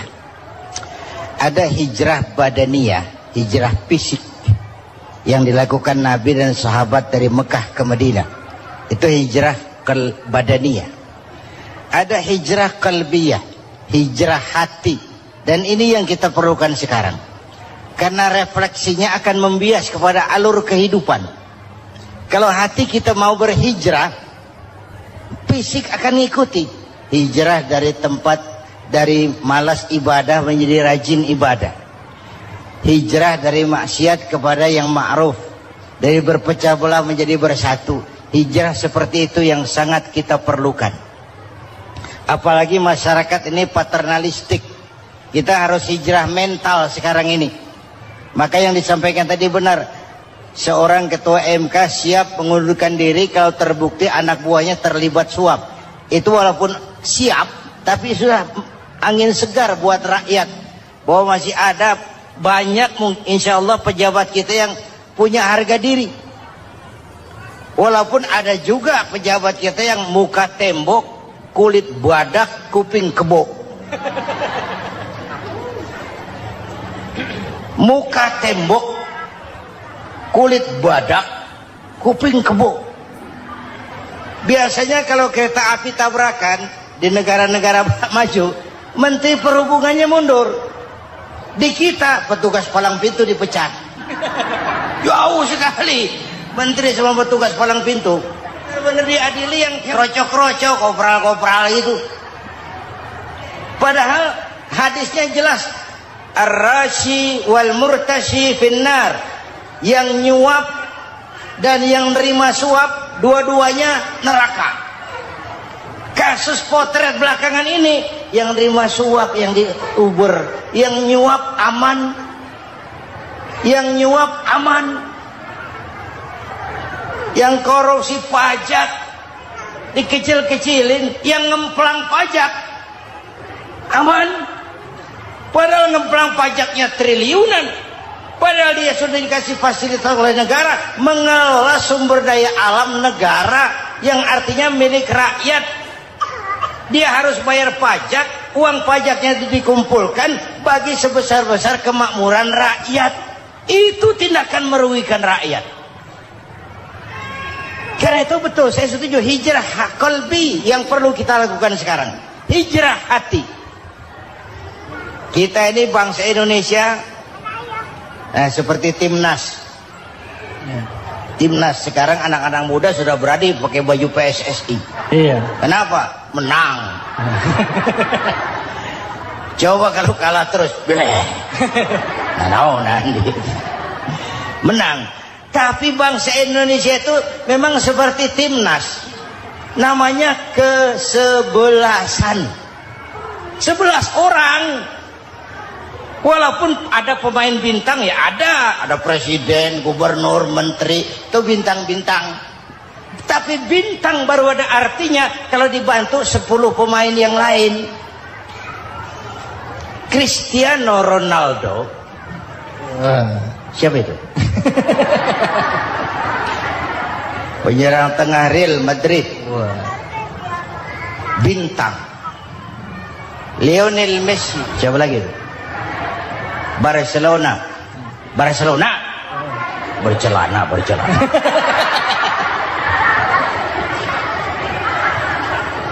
Michael Rooney, bintang Manchester United. Ronaldo baru bintang, Messi baru bintang kalau ada 10 pemain yang lain.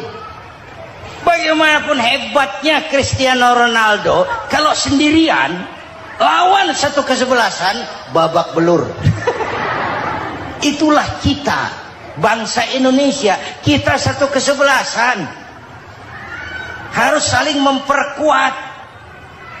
Ada bangsa kita ini yang jadi jaksa, ada yang jadi hakim, ada yang jadi polisi. Itu posisi penyerang tengah, kiri luar, kanan dalam, back, striker, kiper, posisi. Tapi sadar, kita satu kesebelasan, Bung.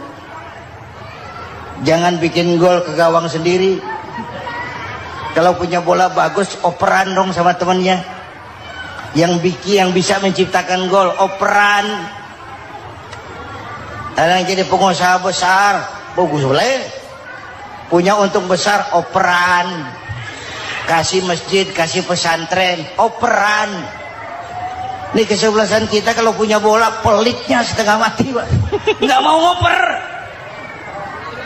Bawa sendiri, mending bikin gol. Enggak. Kita ini satu kesebelasan, satu sama lain harus saling memperkuat. Bahwa ada penyerang tengah, itu si posisi. Tapi kalau memang peluang memungkinkan, ayo dong operan. Saya iri sama kesebelasan Nasrani di Indonesia. Mereka kalau punya bola, operannya cakep. Gereja cepat selesai, rumah sakit Kristen cepat selesai. Kenapa? Operannya bagus. Kita ini kalau punya bola bawa sendiri, nggak mau ngoper. Maka masjid nggak selesai-selesai. Madrasah banyak yang bocor. Rumah sakit Islam kalah bersaing. Kenapa? Operannya berat. Ayo menyadari, kita ini timnas. Satu kesebelasan. Jangan menjegal kawan seiring. Kawan sendiri dijegal. Sudah musuh terlalu kuat, gawang sendiri dijebol. Akhirnya terbalik kita ini.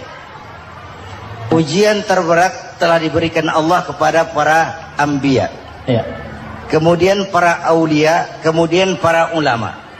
Summal amsal fal amsal, ke bawah dan ke bawah. Diuji setiap orang menurut kekuatannya berpegang kepada agama. Kalau karena anak Melayu bilang, kalau takut dengan ombak, jangan berumah di tepi pantai. Kalau takut diterjang ombak, jangan berumah di tepi pantai. Kata ibu tadi, mau jadi pohon tinggi, harus berani ketiup angin. Makin tinggi pohonnya, makin keras anginnya. Takut angin, jangan jadi pohon tinggi, jadilah rumput.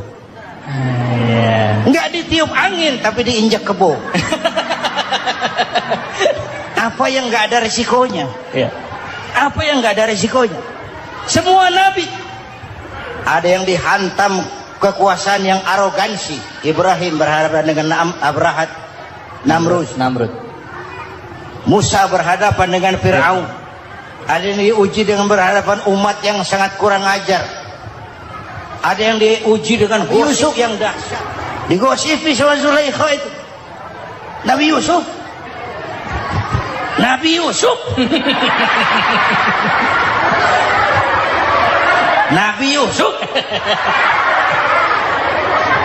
Yang namanya gosip itu kan menyebarkan keburukan orang. Kalau benar saja hukumnya ghibah. Kalau salah hukumnya fitnah. Fitnah lebih bahaya dari pembunuhan.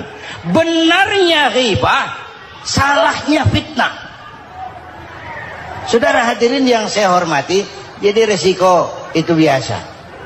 Tidak ada yang tanpa resiko. Kalau berani, kalau takut ombak, jangan berumah di tepi pantai. Tinggal bagaimana kita menyikapinya. Kalau kita dewasa, ini bagian ibadah saya kurang. Mungkin karena dia omongin orang, tambah pahala saya. Mungkin karena dia omongin orang, tambah pahala saya. Maka saya ngadapi gosip, sepatah pun saya nggak ngomong. Saya cicing, wae cicing. Saya percaya masyarakat itu punya filter. Amin. Saya percaya Tuhan itu. Pada pertemuan terdahulu sudah kita bicarakan bahwa orang yang menjalankan ibadah Ramadan dengan baik, dalam arti siang dia laksanakan ibadah puasa, sementara dia hidupkan malam-malam Ramadan dengan sholat tarawih, i'tikaf, tadarus Al-Quran dan sebagainya. Orang yang semacam itu keluar dari Ramadan dijanjikan oleh Allah, ghufira lahu ma taqaddama min zambihi, diampunkan segala dosa yang pernah dia kerjakan. Sehingga ia keluar dari bulan Ramadan seperti bayi baru dilahirkan oleh ibunya, bersih, tidak punya dosa kepada Allah lantaran sudah dibersihkan oleh ibadah Ramadan. Jadi dalam Islam dosa itu ditebus dengan taubat, dengan amalan kita sendiri, bukan dengan uang, tidak juga dengan beras. Saya percaya kalau dosa bisa ditebus dengan beras misalnya, barangkali Menteri Pertanian akan lebih dulu masuk surga. Kalau dosa bisa ditebus dengan uang, mungkin Gubernur Bank Sentral atau para Menteri Keuangan akan menjadi penghuni surga nomor wahid. Dalam Islam dosa ditebus dengan taubat kepada Allah. Orang yang melaksanakan ibadah dengan baik di bulan Ramadan, keluar Ramadan masuk 1 Syawal seperti bayi baru dilahirkan oleh ibunya. Pantas dia mengucapkan minal aidin, semoga kami termasuk orang yang kembali kepada fitrah, suci, bersih. Dia rayakan hari itu, hari di mana dia kembali kepada kesucian. Itulah hakikat daripada Idul Fitri. Dengan kata lain, Idul Fitri ini tidak bisa dilepaskan kaitannya dengan ibadah Ramadan. Hanya oleh karena kita melaksanakan ibadah Ramadan, maka kita rayakan Idul Fitri. Dengan bahasa yang lebih langsung, sebenarnya yang berhak merayakan Idul Fitri mereka yang mengisi Ramadan dengan kegiatan ibadah. Saudara-saudara kaum muslimin yang berbahagia, lalu bagaimana prosesnya? Yang pertama, manakala datang senja akhir Ramadan, wajiblah kita mengeluarkan zakat fitrah. Sebab Rasulullah sallallahu alaihi wasallam bersabda, "Saumul 'abdi mu'allakun ma baina as-sama'i wal ardi hatta yu'addiya shadaqatal fitri." Sesungguhnya puasa seorang hamba bergantung antara langit dan bumi, yakni belum diterima oleh Allah sampai dia mengeluarkan zakat fitrahnya. Memang boleh mengeluarkan zakat fitrah itu sejak awal Ramadan. Itu waktu yang dibolehkan. Jadi saudara tidak mau sibuk, begitu 2 hari puasa lalu bayar zakat fitrah, boleh. Tetapi waktu yang wajib sejak terbenam matahari akhir Ramadan. Waktu yang terbaik untuk membayar zakat fitrah selesai sholat subuh sebelum orang berangkat melaksanakan sholat Idul Fitri. Waktu yang makruh setelah orang selesai sholat Idul Fitri lalu baru bayar zakat fitrah, makruh di situ. Sedangkan waktu yang haram apabila matahari terbenam pada hari raya tanggal 1 Syawal baru mau bayar zakat fitrah, sudah haram hukumnya. Jadi diawali dengan membayar zakat fitrah. Dan ini merupakan realisasi daripada latihan puasa. cinta kepada fakir miskin. Orang bilang kan bulan Ramadan itu katanya bulan latihan. Kata orang Jawa, month of training. Bulan latihan. Apa sih perlunya latihan? Kalau PSSI masuk latihan, tentu keluar latihan mainannya makin bagus. Elias Pikal masuk latihan, keluar latihan gaya tinjunya makin hebat. Itu perlunya latihan. Kalau latihan tiap hari tapi main kalah terus, orang kan bilang buat apa latihan kalau main kalah terus. Kita muslimin selama Ramadan sebulan penuh masuk latihan. Latihan sabar, latihan jujur, latihan disiplin, latihan sederhana, latihan mengendalikan nafsu. Berhasil atau tidaknya latihan itu kelihatan dalam gaya hidup kita sesudah keluar Ramadan. Kalau tidak, Ramadan sabar, habis Ramadan habis sabarnya. Ramadan rajin ke masjid, selesai Ramadan selesai ke masjidnya. Ramadan rajin baca Quran, selesai Ramadan selesai rajinnya. Itu pertanda latihan tidak berhasil. Maka salah satu latihan ini kita buktikan kecintaan kita kepada fakir miskin dengan kewajiban membayar zakat dan zakat fitrah. Ya Allah, sudah saya rasakan bagaimana tidak enaknya lapar dan haus. Sudah saya rasakan bagaimana tidak enaknya penderitaan orang-orang fakir dan miskin yang tiap hari kelaparan dan kehausan. Sebagai pertanda ya Allah, saya keluarkan zakat fitrah ini untuk orang-orang fakir dan miskin. Itu kita keluarkan pada saat matahari akhir Ramadan terbenam. Masuk malam pertama bulan Syawal. Malam takbiran kalau istilah di kampung kita ini. Allah Subhanahu wa taala dalam Al-Qur'an menjelaskan, "Walitukmilul iddata." Hendaklah engkau sempurnakan jumlah bilangan hari puasamu, berpuasa sebulan penuh. 30 hari atau lebih sering 29. Bila sudah sempurna hari puasa itu, walitukabbirullah, hendaklah engkau agungkan Allah. Hendaklah engkau bertakbir. Oleh karena itu disunahkan menghidupkan malam 1 Syawal, malam hari raya Idul Fitri itu dengan memperbanyak takbir. Sejak matahari terbenam selesai sholat maghrib, kita kumandangkanlah kalimat takbir itu dari rumah ke rumah, dari surau ke surau, dari masjid ke masjid, dari kampung ke kampung, pertanda rasa syukur kita yang tiada terhingga kehadirat Allah Subhanahu wa taala, Tuhan yang Maha Esa dan Maha Kuasa. Entah kenapa bila matahari akhir Ramadan terbenam, datang malam 1 Syawal, berubah perasaan kita. Sedih menjadi gembira, sukar menjadi mudah, hati yang tadinya digenangi air kebencian berubah menjadi hati yang penuh dengan cinta kasih kepada sesama. Kumandang takbir bagi orang-orang yang hidup tinggal di rantau, mengingatkan dia kepada kampung halamannya. Terkenang dia sungai tempat dia mandi, lapangan tempat dia bermain. Oi kampuang nan jauh di mato katanya. Sehingga orang-orang yang tinggal di tanah rantau diusahakannya benar supaya bisa berlebaran pulang mudik katanya, nak berkumpul dengan sanak keluarganya supaya lebih mudah bersilaturahmi sambil mengenang masa-masa lalu di kampung halaman. Jadi setelah zakat fitrah kita tunaikan, sambutlah malam Idul Fitri itu dengan memperbanyak takbir. Ini disunahkan. Menghidupkan malam lebaran dengan memperbanyak takbir, bukan memperbanyak bakar petasan. Itu kan pekerjaan mubazir, dan mubazir itu jelas perbuatan setan. Ada yang bilang katanya bakar petasan itu nambah syiar. Syiar macam mana datang dari petasan?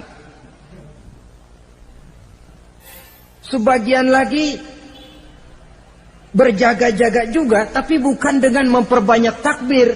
Bergadang-gadang di pinggir jalan, ngebut dengan kendaraan aneka warna. Tidak itu yang diajarkan agama. Berkumpul kita di surau, berkumpul kita di masjid, paling kurang berkumpul di rumah dengan keluarga. Ramai-ramailah kita bertakbir, memanjatkan puji dan syukur kepada Allah. Ya Allah, kalau tidak lantaran petunjukmu, sulit rasanya melaksanakan perjuangan yang berat sebulan penuh ini. Melatih diri, membina takwa, mengharap ridha. Dengan lapar melilit perut, dengan haus mencekik kerongkongan. Bersyukur kami kepadamu ya Allah. Dan sebagai pertanda kami kumandangkan kalimat takbir, memuji keagungan dan kebesaranmu. Allahu Akbar, Allahu Akbar, Allahu Akbar, walillahil hamd.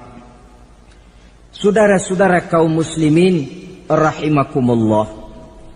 Di dalam satu hadis dari Ubadah bin Samit diriwayatkan oleh Imam Tabrani, bersabda Rasulullah sallallahu alaihi wasallam, "Man ahya lailatal fitri lam yamut qalbuhu yauma tamutul qulubi."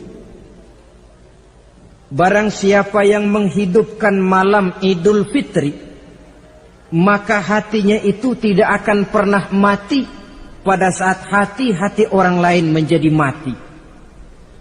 Kita yang paling khawatir dalam hidup ini, pada saat hati kita sudah mati selagi jasad masih hidup, menjadilah kita bangkai berjalan dalam pandangan Allah. Badan hidup tapi hati mati, bangkai berjalan dalam pandangan Allah. Jadi ini hakikat merayakan Idul Fitri. Puasa Ramadan sebulan penuh, malamnya ibadah, menunaikan zakat fitrah, lalu malamnya menghidupkan malam dengan takbiran. Yang terjadi kan kita lihat adat yang dibesarkan, ibadat ditinggal. Puasa tidak, tarawih apalagi, lebaran kurang seminggu sudah lebih sibuk dia daripada yang puasa. Ke pasar kayaknya pasar mau dibeli semua. Rumah pun dicat, dikapur, baju diperbarui. Itu kan kulit. Memang lebih bagus kalau kulitnya baik, isinya pun baik. Tapi yang lebih penting daripada sekedar kulit adalah isi. Hakikat merayakan Idul Fitri kembali kepada kesucian. Kita bersih, tidak punya dosa kepada Allah. Itu kita rayakan. Dengan apa? Nah, oleh seorang ulama, Al-Imam Zakiyuddin Abdul Azim bin Abdul Quwa Al-Munziri, diberikan contoh bagaimana Rasulullah Sallallahu Alaihi Wasallam itu merayakan Idul Fitri. Beliau berkata, yuhibbu Sallallahu Alaihi Wasallam ayyuqabil al-Ida bil bisri was surur. Rasulullah Sallallahu Alaihi Wasallam cinta, senang menyambut Idul Fitri bil bisri was surur, dengan muka gembira dan dengan sikap sukacita. Jadi merayakan Idul Fitri bil bisri was surur, muka menunjukkan kegembiraan. Kenapa gembira? Sudah berhasil berjuang sebulan penuh. Bukan gembira lantaran di rumah banyak dodol, kue, pakaian serba baru, sepatu pun serba baru. Bukan itu yang kita gembira. Gembira lantaran telah berhasil berjuang mengalahkan nafsu, memenuhi perintah Allah, melaksanakan puasa. Gembira lantaran kita kembali suci seperti bayi baru dilahirkan oleh ibunya. Bil bisri, muka menunjukkan kegembiraan, cerah di malam itu sampai di hari lebarannya. Jadi walaupun barangkali oleh karena kesulitan ekonomi tidak terbeli itu baju yang baru, tidak terbeli itu sepatu yang baru, tidak terbeli itu makanan dan kue seperti tetangga, jangan sampai mengurangi kegembiraan kita. Tidak boleh menyambut lebaran itu dengan manyun. Tahu manyun? Mukanya sudah macam asam sama kukusan. Tidak ada menunjukkan sikap kegembiraan. Nabi menghadapi hari itu bil bisri was surur, dengan muka cerah dan dengan sikap gembira. Tapi gembira dalam arti tetap pada jalur kontrol. Lalu apa lagi? Wat taubatu lillahi ta'ala, dengan tetap melaksanakan taubat kepada Allah. Wan nadam 'alal khataya, menyesal terhadap segala kesalahan yang pernah dikerjakan. Itu yang dilakukan baginda Nabi di hari raya. Wa masalihatil khusum, memperbaiki orang-orang yang bermusuhan. Wal akhdhi binasiril mazlum, menolong orang-orang yang teraniaya. Wasillatil arham, melaksanakan silaturahmi. Wal ihsan ilal fuqara, berbuat kebaikan kepada kaum fakir miskin. Wa ziyaratil aqarib, menziarahi, mengunjungi kaum kerabat. Itu hakikat di dalam melaksanakan Idul Fitri. Jadi jangan terbalik, sudah merasa baju baru, ini kan lebaran, merdeka. Kalau kemarin Ramadan kita dikekang, tidak boleh begini, tidak boleh begitu, sekarang sudah keluar Ramadan, merdeka. Lalu dirayakannya Idul Fitri dengan bermabuk-mabukan, dengan judi, dengan perbuatan zina.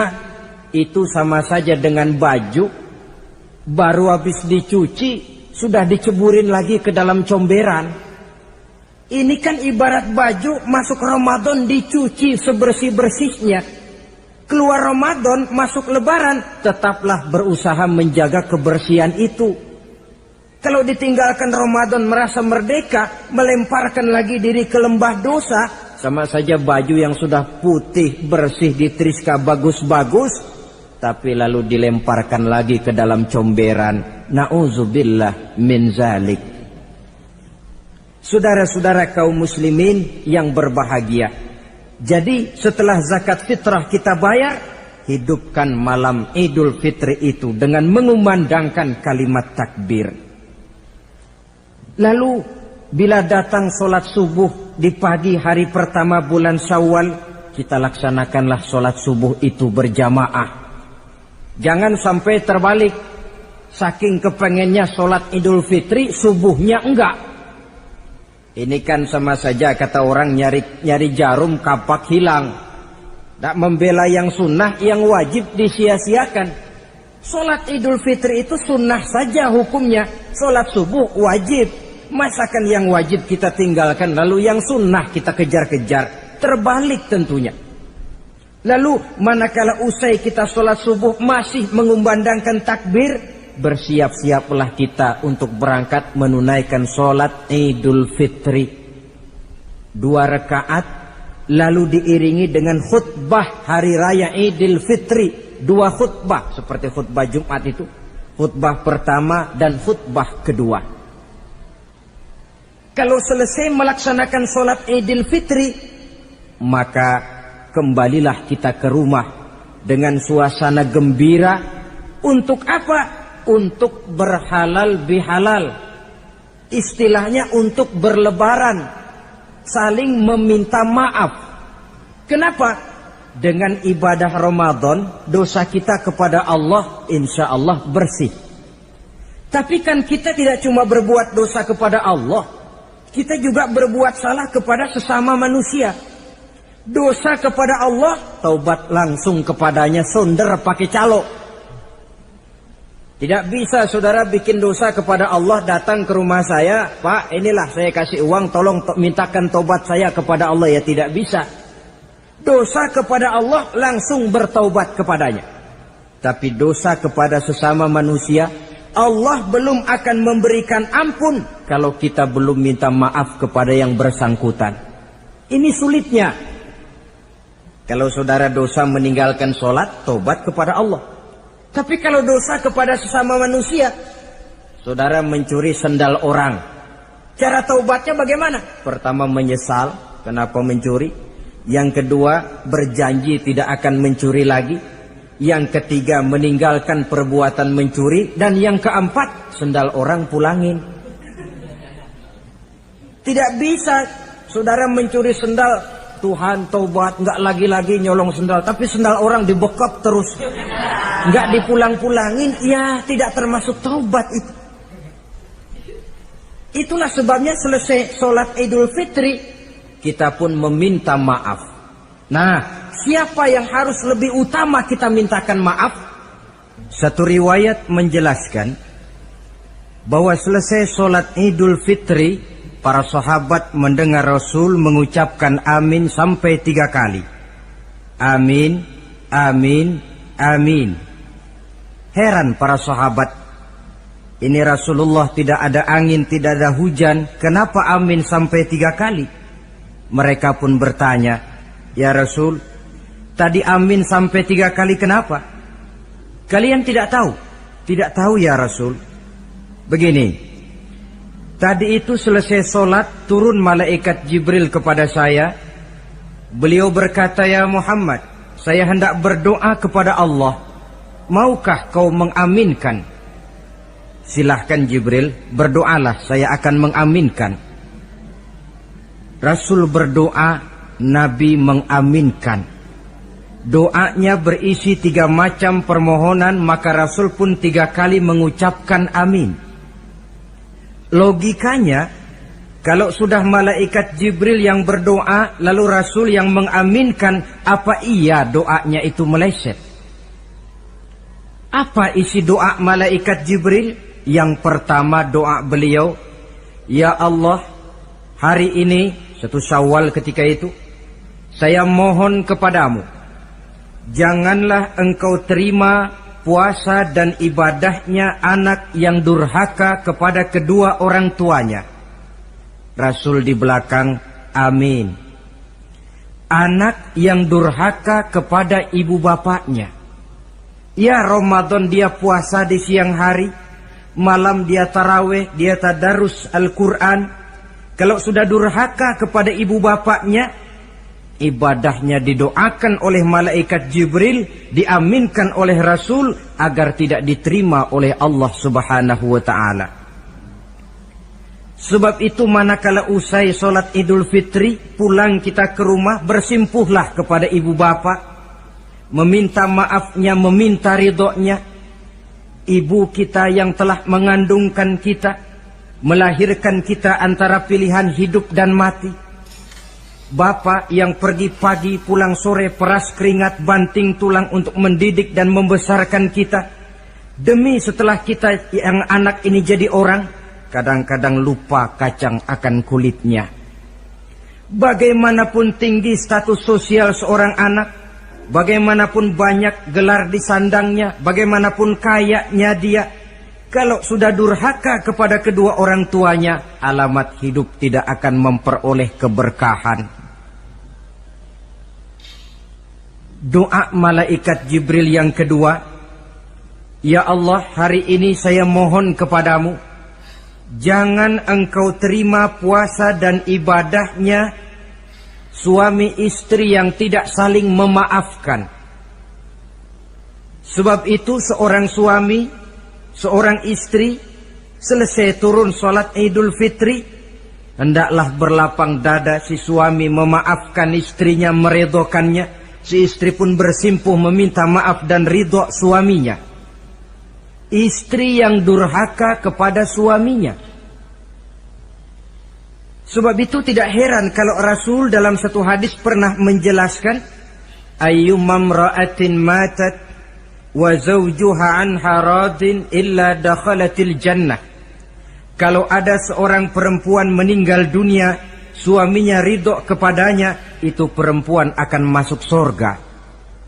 Ini artinya, kalau seorang perempuan meninggal, suaminya tidak ridho kepadanya, biar dia tukang sholat, biar dia ahli puasa, biar dia hadir di majelis taklim manapun, meninggal tidak diridhoi suaminya, pintu surga belum dibukakan sampai suaminya ridho kepadanya.